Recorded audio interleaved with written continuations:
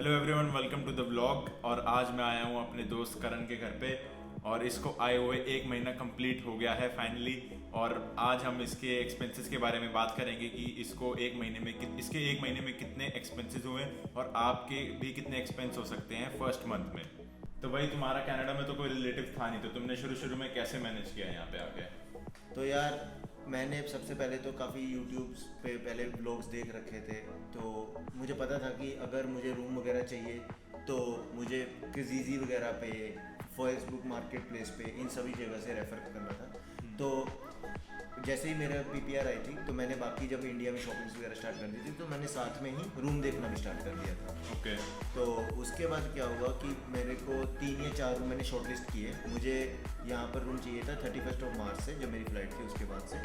तो मैंने यहाँ पर 1 अप्रैल से रूम देखने के लिए किजीजी पे, फेसबुक मार्केट प्लेस पे रेफ़र किया। तो उससे जब मैं सर्फिंग में मैंने 4 या 5 रूम शॉर्टलिस्ट किए थे। उसके अब दिक्कत ये थी कि रूम जो दिखाते हैं एक्चुअल में कभी वो होता नहीं है। बिल्कुल सही बात है गाइज। ये यहाँ पे स्टूडेंट्स के साथ ऐसा होता है कि यहाँ पे आते हैं, फोटोज में कुछ दिखता है और फिर रियलिटी में कुछ और मिलता है। तो इसका एक सॉल्यूशन है यहाँ पे कि आपका अगर कोई फ्रेंड है वो वहाँ पे आके आपके लिए रूम देख जाए, जो कि करणदीप के केस में हुआ था। हाँ, तो मैंने क्या किया था कि मेरे को सबसे ज़्यादा पसंद जो पहले रूम आए थे उनमें से एक का जो रूम ओनर था वो रूम विज़िट करवाने के लिए रेडी नहीं था। उसको यह था कि तुम आओ, तुम चेक करो, तुम्हारा फ्रेंड कोई नहीं आना चाहिए, तो मैं तुम्हें वीडियो कॉल पे दिखा देता हूँ। तो मैंने जब वीडियो कॉल में वही देखा कि कहीं जगह से जो फर्नीचर था वो टूटा हुआ था, कैबिनेट्स अच्छे नहीं थे, जबकि फ़ोटोज़ में जो उन्होंने जब नया नया होता है सामान उसी का वीडियो फ़ोटोज़ डाल रखा था। तो मैंने उस रूम को फिर इग्नोर करके बाकी के जो रूम्स थे उसके लिए ध्रुव को और एक मेरा और फ्रेंड है शुभम, उनको भेजा।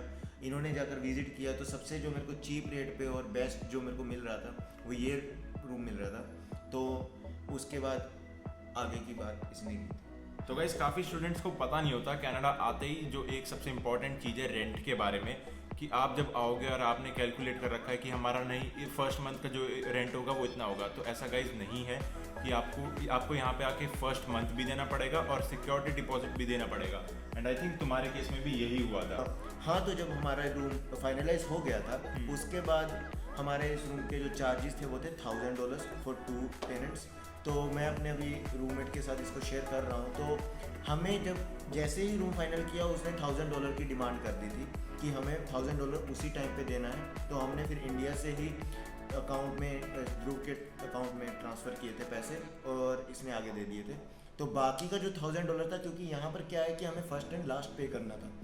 सिक्योरिटी में तो हमें ज़्यादा कुछ नहीं पड़ा क्योंकि ये सब लीज़ में था। अगर हम लीज़ पे लेते तो हमें इस पर सिक्योरिटी पड़ती, लेकिन ये मैंने जैसे सब लीज़ पे लिया था तो हमें सिक्योरिटी पे करने की ज़रूरत नहीं पड़ी। लेकिन हाँ, फर्स्ट एंड लास्ट पे करना था। तो $1000 जिस दिन मैं यहाँ पर अराइव किया मुझे आते ही शगुन के तौर पे अपने लीज ओनर को देने पड़े। तो मतलब आते ही $2000 देने पड़े, लेकिन तुम 2 लोग हो इसलिए वो स्प्लिट हो गई अमाउंट। हाँ, 1000 ईच हो गया तुम्हारा आते ही फर्स्ट डे। तो अभी ये मेरा अभी तक का सबसे बड़ा एक्सपेंस यही था। और रूम का सबसे ज़्यादा एक्सपेंस यही होता है आपका। हाँ। इसके अलावा ग्रोसरीज वगैरह सेकेंडरी चीज़ें हैं। फर्स्टली अब उसके बाद अब आता है कि जब आया मैं एयरपोर्ट पर जैसे ही बाहर निकला अपना परमिट वगैरह लेके, तो अभी मेरे पास 2 ऑप्शंस थी। एक तो थी कि मैं कैब करके आ सकता था क्योंकि मेरे पास लगेज था सब कुछ। तो दूसरा ये था कि मैं यहाँ पर सबवे और टीटीसी की जो बसेस चलती हैं तो उसके थ्रू आ सकता था। तो अब दोनों में जो कॉस्ट का वेरी था वो ये था कि अगर टीटीसी से आता हूँ तो वो $3.75 की पड़ती है, और अगर मैं उबर से आता हूँ या कोई भी कैब सर्विस लेता हूँ तो वो मुझे मिनिमम $60 तो पे करती ही है। इसके अलावा टिप वगैरह करके वो $70 के अराउंड हो जाती है। कोई डाउट नहीं। तो मैंने फिर फर्स्ट ऑप्शन ही लिया। मैंने जो इनकी पब्लिक वो थी सर्विसेज थी उनको ऑप्ट किया और मैं यहाँ पर रूम पर आया। मैंने अपने रूम वगैरह जब देखा तो मुझे bed frame, mattress, study table and chair, ये सब कुछ तो रूम के ओनर ने दे रखा था। तो मुझे इसके ऊपर एक्सपेंसेस नहीं लगे। अदरवाइज़ आप यहाँ पर भी अपना मान के चलो कि आपके $500 तो आपके जाते हैं, क्योंकि मेरे रूम पे जो अभी बेड फ्रेम और मैट्रेस लगा हुआ है वो अराउंड $450 का है कमांडली। और $50 का आप स्टडी चेयर वगैरह लगा सकते हो अगर आप किजीजी वगैरह पे सेकंड हैंड भी लेते हो तो एक काम करते हैं, तो तुम्हारा रूम ही दिखा देते हैं सबसे पहले। हाँ जरूर। तो रूम पे चलते हैं गाइस। ये हमारे पड़ोसी का रूम है। तो ये है गाइस मेरा रूम, जिसे मैं और अभी मेरा फ्रेंड संजोत साथ में शेयर कर रहे हैं। और हमें अभी एक क्लोजेट मिली थी। क्लोजेट में बाकी सब बढ़िया है, स्पेसिंग वगैरह अच्छी है, लेकिन इसका भी एक ही डोर है, जो one of the bad experience है यहाँ पर। बट ऑलरेडी हमें इसके बारे में पता था, लेकिन कोई नहीं। हाँ बट अभी कुछ कर नहीं सकते थे, तो ठीक है तो जैसा है अभी कर रहे हैं। तो स्पेस अच्छी है, हम ट्रॉलीज वगैरह अपनी एक्स्ट्रा कार्ड्स वगैरह कपड़े वगैरह सब यहाँ पे रख सकते हैं। और जो विंटर का भी सामान यूज़ नहीं कर रहे हैं वो ऊपर में हम लोग। बंद क्यों कर रहा है? होता ही नहीं ना। तो इसी टेबल और चेयर की मैं बात कर रहा था कि अगर आपको ओनर की तरफ से मिल रही है तो अच्छा है, क्योंकि मेरी क्लासेस जैसे ऑनलाइन है तो स्टडी टेबल बहुत होना ज़रूरी है यहाँ पे। अगर आप ये नहीं लेते हो तो आप अपना लगा सकते हो कि आपके $50 to $70 आपके इसी में चले जाते हैं। और ये मैंने रैक लिया था क्योंकि मेरे पास सामान बहुत ज़्यादा था, तो मैंने ये वॉलमार्ट से अभी परचेज़ किया था। ये इट्स अराउंड $30। तो अगर आप इसमें ये ले लेते हो तो आपका काफ़ी सामान इसी में स्टैक हो जाता है, जिसमें जैसे मैंने अभी खाने पीने का सामान वगैरह, अपना सारा ड्रिंक्स वगैरह मैं यहीं पे रखता हूँ अपनी। और ये मेरा लॉन्ड्री बैग है, ये भी मुझे ओनर की तरफ से मिल गया था, थैंक्स टू हर। और ये मेरा शॉपिंग कार्ट है। ये यहाँ पर सबसे फंडामेंटल मैं बोलूँगा कि एक नेसेसिटी है यहाँ पर, क्योंकि अगर आपके पास गाड़ी वगैरह नहीं है तो आप वैसे भी कुछ भी सामान परचेज़ करते हो तो आप सबवे वगैरह बसेस वगैरह से ट्रांसपोर्ट कर रहे हो। तो कम्यूटिंग के दौरान आप बड़े लगेजेस वगैरह को, लिफाफे वगैरह होते हैं, हैंड बैग्स होते हैं, इन सबको इतना पकड़ोगे तो आपका काफ़ी वेट हो जाता है, कहीं पर सामान फट भी जाता है। तो ये कार्ड्स का यही फ़ायदा है कि आप इनको लेके बसेस वगैरह में कहीं पे भी ट्रैवल कर सकते हो। ये सारी जगह एक्सेसिबल हैं और काफ़ी इजी है। बिल्कुल भाई, ये तो बिल्कुल ही लाइफ सेवर है। ये तो आके मतलब ये सारी चीज़ें ये तो आके लेनी ही पड़ेंगी भाई। ये आप एक महीने स्किप करोगे तो अगले महीने लेनी पड़ेंगी आपको चीज़ें। बिल्कुल। ये छोटी छोटी चीज़ें होती है, जैसे ये डस्टबिन हो गया, स्टूल हो गया, और जैसे कि ये पर्दे वगैरह हो गए। तो भाई ये बेडशीट, तकिए, ये सब चीज़ें तो है ही है, जो आपने फर्स्ट मंथ के लिए अगर आप सोचोगे कि खर्चा नहीं करेंगे तो अगले महीने तो वो खर्चा आएगा ही आएगा। बिल्कुल। अभी इन चीज़ों में ये है कि आप 1 महीना 2 महीना बचा सकते हो, बचा लो, बट बचाने को कोई फ़ायदा नहीं है, क्योंकि अल्टीमेटली आपके ऊपर ये खर्चे आएंगे। अभी मेरे पास जैसे कंपार्टमेंट्स कम पड़ रहे थे सॉक्स वगैरह इन सब के लिए, तो फिर मैंने ये एक हैंगिंग आता है वॉलमार्ट से, ये अराउंड $15 का पड़ता है। आप ये ले लोगे तो इसमें 32 कंपार्टमेंट्स हैं, आराम से आपकी काफ़ी चीज़ें इसी में स्टोर हो जाती हैं। आप अपने सॉक्स, मास्क और हैंकीज़ वगैरह अपना बहुत कुछ रख सकते हो इसी में, जो आपने जैसे मैं अपनी यहाँ पे की चेंज वगैरह एक्स्ट्रा यहीं पे रखता हूँ। तो अभी आप मेरे यहाँ से व्यू देख सकते हो, व्यू बहुत अच्छा है। अगर आपको अब मेरा विंटर का व्यू यहाँ से चेक करना है तो आप ध्रुव की इंस्टाग्राम रील चेक कर सकते हैं।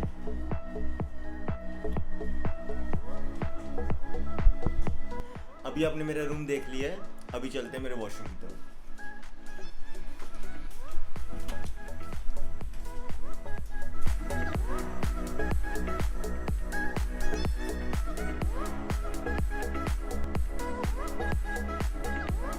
अब ये था हमारा वॉशरूम। अभी हमें अपने रूम के साथ मिले थे 3 कैबिनेट्स, जिनमें से एक कैबिनेट वॉशरूम के साथ में है। इस तरफ इस कैबिनेट में हमारे रहता है क्लीनिंग का सामान।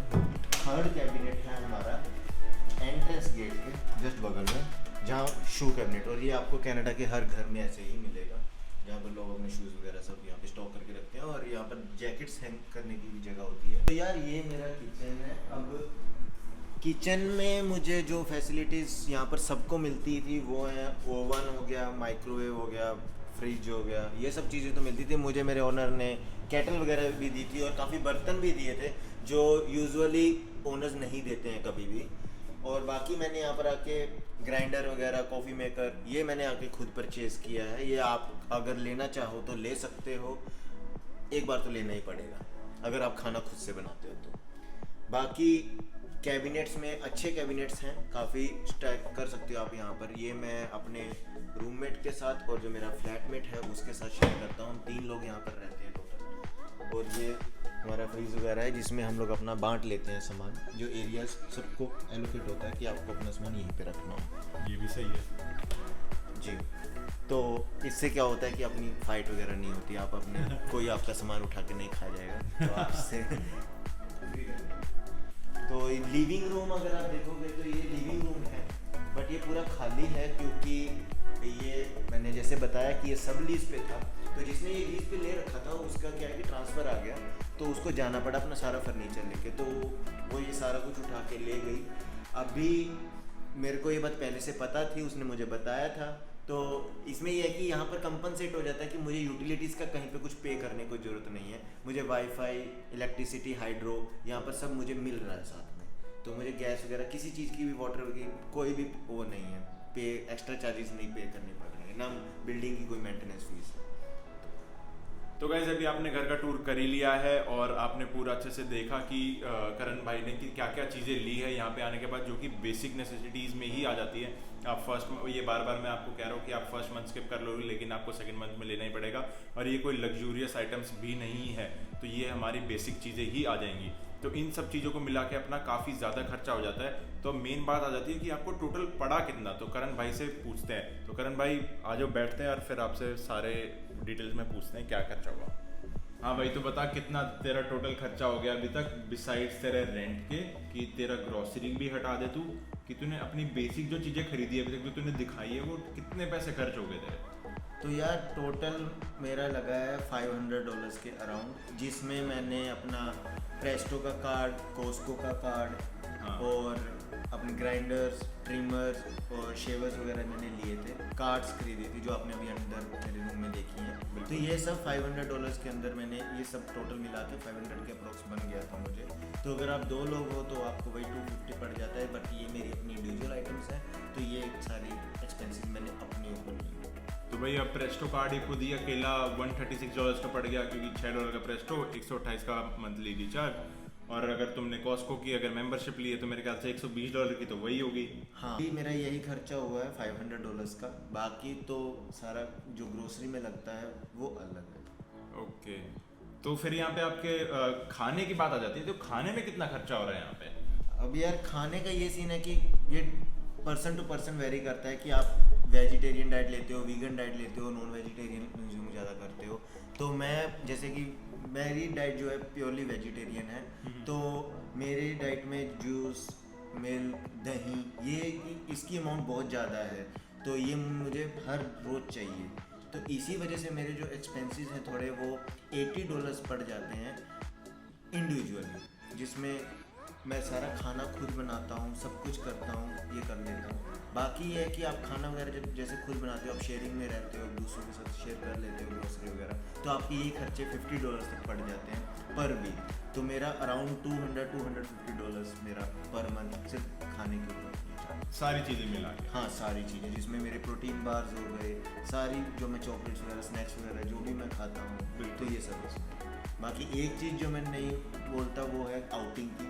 हाँ। आउटिंग का यहाँ पर ये सीन है कि वैसे तो यहाँ पर हर जगह आप जाओगे तो आपको नॉन वेज ही मिलेगा, आपको वेज बहुत कम जगह पे मिलता है, तो मेरा आउटिंग हो ही नहीं पाता है।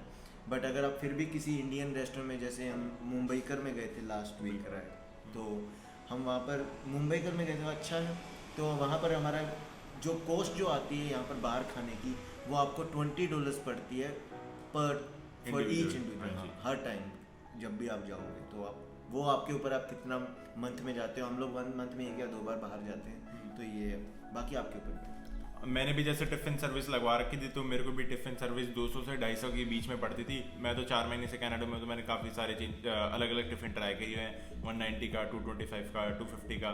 तो भाई अपने अपने ऊपर डिपेंड है, किसी को अपने आप खुद बनाना है तो वो थोड़ा सा सस्ता पड़ जाता है, थोड़ा टिफ़िन थोड़ा सा महंगा पड़ जाता है, लेकिन बस वो ये टाइम सेविंग की बात है। और आपको खाना बनाना आता है कि नहीं आता है? बिल्कुल। तो टोटल अगर मैं बोलूँ तो हम 2 लोग जैसे रहते हैं, तो हमारा टोटल जो खर्चा है वो पड़ता है 3200 के आसपास, जो भी फर्स्ट मंथ में हमारा पड़ा है। आगे हमारा कम ही हो जाएगा। हाँ। रेंट अभी हमने डबल पे किया था, हमने इन्वेस्टमेंट काफ़ी की है कार्ड्स के ऊपर, परचेजिंग्स करके हमने अपनी ग्रोसरी वगैरह के जो आइटम्स लिए हैं वो एक बार की आपकी कॉस्ट है। अभी आगे से कम हो जाएगा, बट या फॉर फर्स्ट मंथ अगर आप यहाँ पर कनाडा में आते हो इंडिया से, तो आप इस कॉस्ट को एस्टिमेट लगा के रखो 70-80% तो आपका इसमें से आएगा ही आएगा, जो हमारी रूटीन लाइफ के पार्ट हैं। बाकी आप 20% एक्स्ट्रा, अगर आप कॉस्को का कार्ड नहीं चाहते हो, आपको ट्रिमर की ज़रूरत नहीं है या आप इंडिया से लेके आ रहे हो, तो वो वहाँ पे आप कॉस्ट सेविंग कर सकते हो। बाकी आपका भी यही सेम आएगा। तो गाइस अभी आपने देखा भाई का $3,200 का तो एटलीस्ट खर्चा हो ही गया, जो भी हमने ट्रैक कर रखा है। जो नहीं ट्रैक करा वो अलग खर्चा है। तो अगर आप नए नए आए होगे कनाडा में और आपके कोई रिलेटिव्स नहीं है, तो आपको इतना खर्चा तो पकड़ के चलो 70-80% बंदों का इतना होगा ही। अगर आपके रिलेटिव्स हैं तो शायद आपका कम खर्चा होगा कि भाई स्टार्टिंग में आपको लेने आ जाएगा, आपके पास रहने के लिए जगह होगी, खाने पीने का भी वही करेंगे। आते ही तो यूँ है नहीं कि आपके ऊपर ही सारा बर्डन आ जाएगा, यूटेंसिल्स नहीं खरीदने आपको और सारी चीज़ें भी नहीं करनी। और एक और चीज़ हमने यहाँ पे मेंशन नहीं कि भाई आप यहाँ पे आके लॉन्ड्री भी कर रहे हैं, तो ये सारी छोटी छोटी चीज़ें हैं ना, यहाँ पे खर्चा निकल ही जाता है $40-50 महीने का एक्स्ट्रा। और अभी तो ये सिर्फ फर्स्ट मंथ की बात हुई है, इसके बाद अभी लाइसेंस लेने शुरू हुए हैं। अभी तो एक स्मार्ट शॉप का लाइसेंस लिया हमने। सिक्योरिटी का अगर आप लाइसेंस लेने की सोचोगे तो उसमें भी आपके $200-300 चले जाएंगे। फोकलिफ्ट का अगर आपने लेना है तो उसमें भी 200-300 आराम से।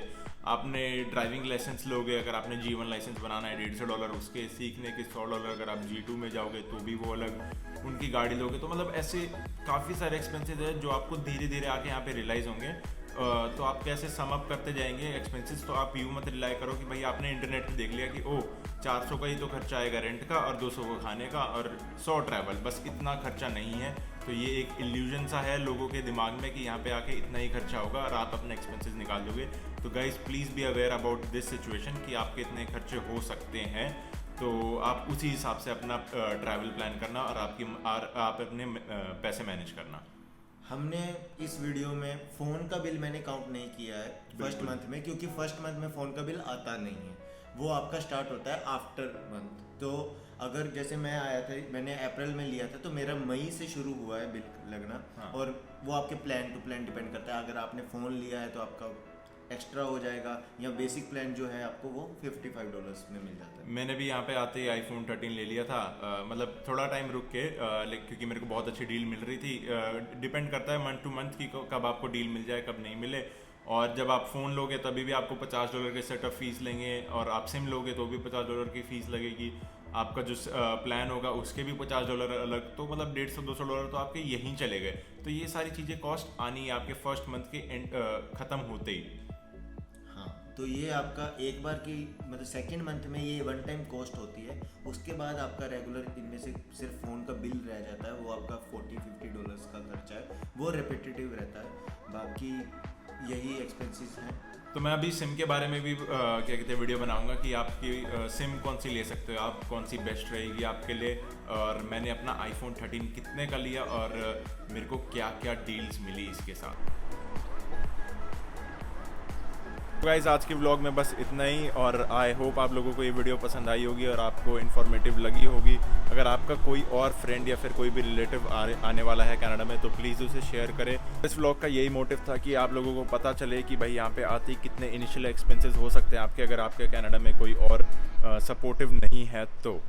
सो that was it for this vlog and see you in the next vlog. Thank you guys for watching. Bye bye.